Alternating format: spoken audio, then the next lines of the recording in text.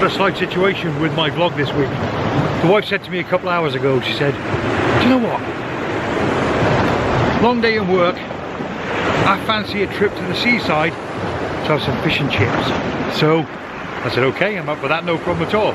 So very quickly checked the tide times, very quickly checked whether it's east or west I wanted to head to. Obviously west is better because of the sunset without stating the obvious. So I thought, you know what, Colwyn Bay is about an hour and 35 minutes away from my house, which means if we rush down there, we've time to grab some fish and chips. There's a pier there, so I'll be able to photograph the pier, and we'll still have about 20 minutes before sunset. So I'm sure I could grab something. I'm a bit partial to shooting piers. This is where the problem lies. We arrived at Colwyn Bay and there's no pier. The pier isn't there. Clearly it's on Google Maps. Clearly I've seen pictures of it online, but it doesn't exist. Worse still, there's no fish and chip shops open. Nightmare. That's my scenario, so we'll probably grab something to eat from somewhere else. Doesn't really matter, we'll go to a kebab shop or something like that. You know what you do? Next to the seaside in the UK, you grab kebab and chips. So the question is now then, rather than waste my time here, what can I do? What can I grab? Well, interestingly, we've got these markers out to sea. We have literally got 15 minutes before sunset. The light is gorgeous, we've got some detail in the sky. So what I'm going to do is utilising the marker out to sea there and this ball out here, and the waves are lashing around. I'm going to grab some arty-farty shots here, and with that sign up there, I'm going to try and grab some interesting minimalistic shots that I think would look quite nice and fine arty. But it's a rush job. Rush, rush, rush. I don't want to waste my time here, and I don't want to waste the night.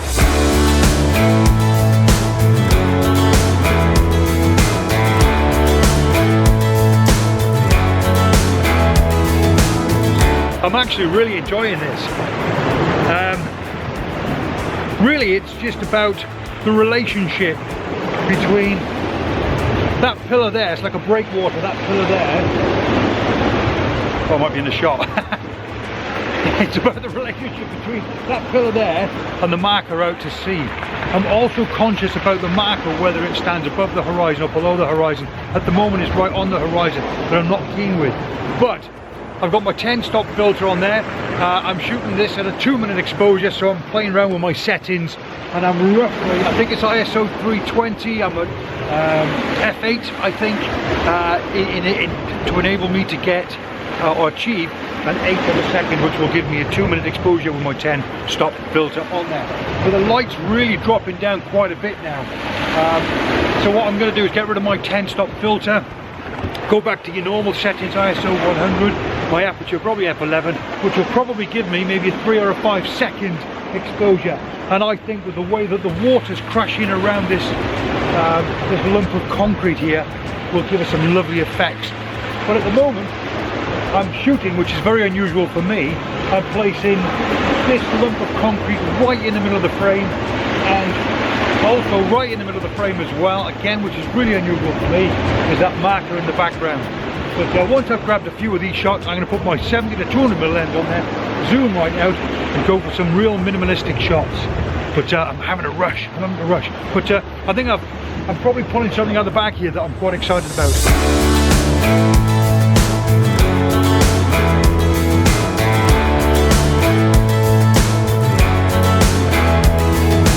I just looked at that shot that came off the camera, a shot with a 2-minute exposure, and do you know what? It looks gorgeous, absolutely gorgeous. There's a very slight blue hue to it, but believe it or not, it's not blue hour yet. It's still just a few minutes off sunset, although we're not going to get one tonight. But that slight blue hue, and you know, sometimes when the sea is murky like the sky, and there's that natural blend from sea to sky, it just works so well. I'm shouting, by the way, because this camera's not very good with a microphone next to water, and it drives me mad when I listen to it, so excuse the shouting. But I'm also pumped up and I'm very excited by this. To be honest, this is probably better than photographing a pier. But what I've decided to do now, before I slow my shutter speed down and choose maybe 3 or a 5 second option, I like that shot so much, I've decided to reduce my ISO down by 1 stop, which will then offer me an extra, it's an extra minute, 2 minutes, what was I at? 2 minutes, it'll actually give me an extra 2 minutes, so that's doubling the shutter speed, so that's 4 minutes. And because the light's dropping ever so slightly, I've set my intervalometer to 4 minutes and 30 seconds just to be on the safe side. But it's a very unusual composition for me, and I'm really outside my comfort zone, but I think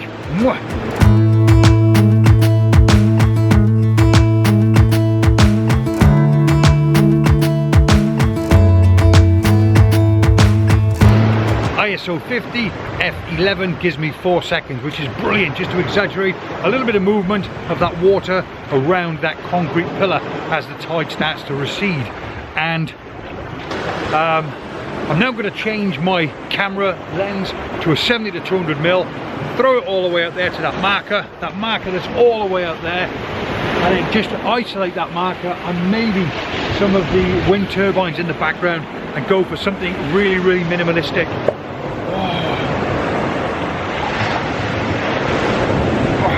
The sky is gorgeous. I'm still using this Hader system, by the way, this filter holder system. I'm absolutely in love with it. I get that out of my bag now before I get my Lee system out. Brilliant. 10 stop filter in there. It's sealed, drops in ever so nicely, doesn't leave a colour cast at all, and it works a treat. As always with my long exposure shots as well, I grab a second shot for the sky just to maintain the detail, because sometimes over a 4-minute exposure, when you get the blurry sky, sometimes it complements a shot, sometimes it doesn't, but I'll let you give myself the option. Having said that, in the sky now, I'm not sure if you can see it, let me just darken that down a bit. The other way, Gary, the other way, I can't see it. We're starting to get a little bit of light forming over there, not much, but a little bit. I am loving this.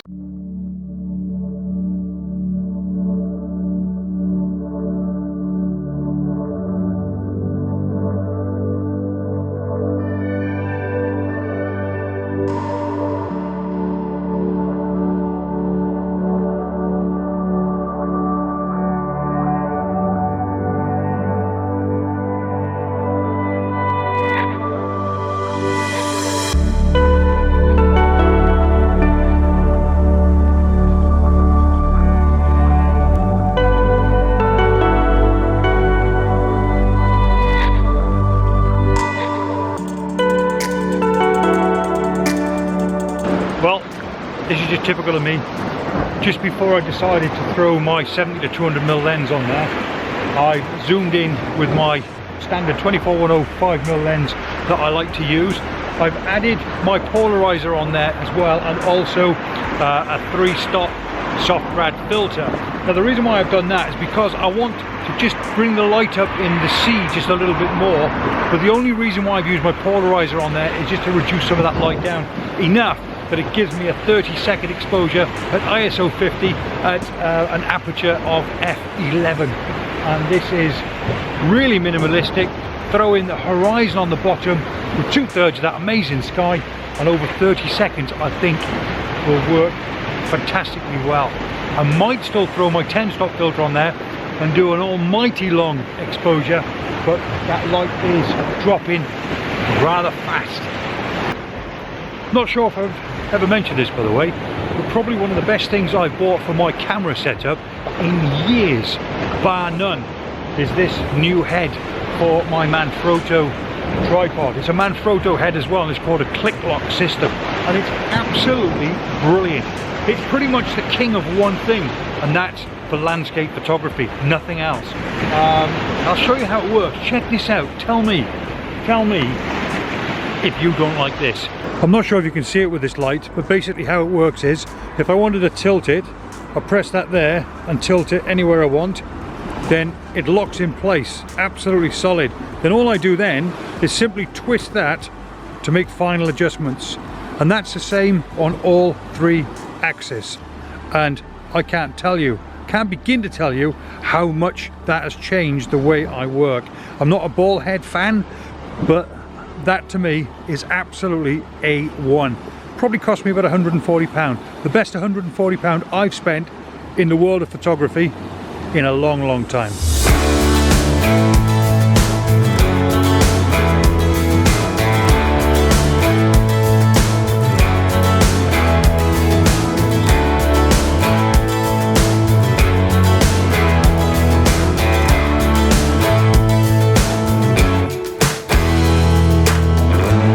That 4-minute shot, if you could just barely see me, you see me up there. Right, okay.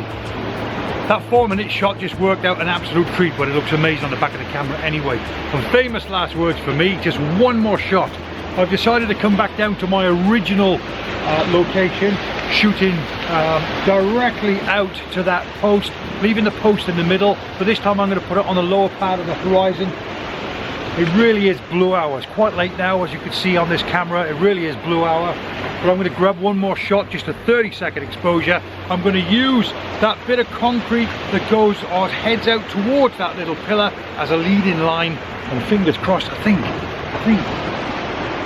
Looks good. Looks good. Famous last words though. One more shot. A torch on you. We've got a torch. Put your spotlight. Oh, got some lights and all sorts. So then, just to recap, Colwyn Bay, no fish and chips. Colwyn Bay, no pier. Complete disaster. 20 minutes before sunset. I think I made the most of it though. I've really enjoyed that. To be fair, I think that was more of a challenge and much better than if there was a bog standard pier there that obviously would offer an obvious composition. So I've enjoyed that. A little bit outside my comfort zone tonight, but it just goes to show you put your heart and soul to it. 15 minutes and you'll bag yourself some really, really nice pictures with or without your 10-stop filter. Anyway, hopefully you guys have enjoyed this vlog. If you have, you know what to do. Thumbs up, like and all the rest of it, and I'll see you next time. That's the wife holding the torch up there for me. Hi. Say ta-ra. Bye everybody.